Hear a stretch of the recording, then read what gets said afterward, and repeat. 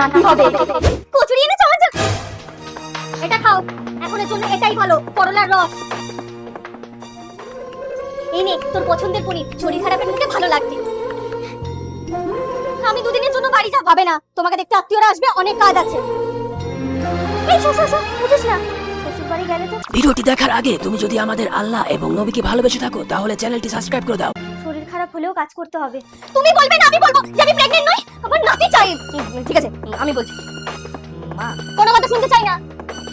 জানি বৌমা প্রেগন্যান্ট না, ডাক্তারের সাথে আমার পরে কথা হয়েছে, ওর প্রেসারে প্রবলেম আছে, শরীরে রক্ত নেই, শরীর দিন দিন ফুলে যাচ্ছে। বনি এসেছেন আত্মীয়, তোমার বাড়িতে বাবা যায় কাজে, মা একা, কোনো অসুবিধা হলে কে সামলাবে, তাই 1-2 সপ্তাহের জন্য এখানেই ডেকে নিয়েছি। আর হ্যাঁ, সকালে পনির রান্না করে রেখেছি, কিন্তু কম তেল মশলায়। জানি মায়ের জায়গা তো নিতে পারবো না, কিন্তু যেটা ঠিক মনে হবে সেটা করব, তাতে তোদের ভালো লাগুক বা না লাগুক, এক সময় তো হবে। তাই একটা নাতনি হলে ভালো হতো।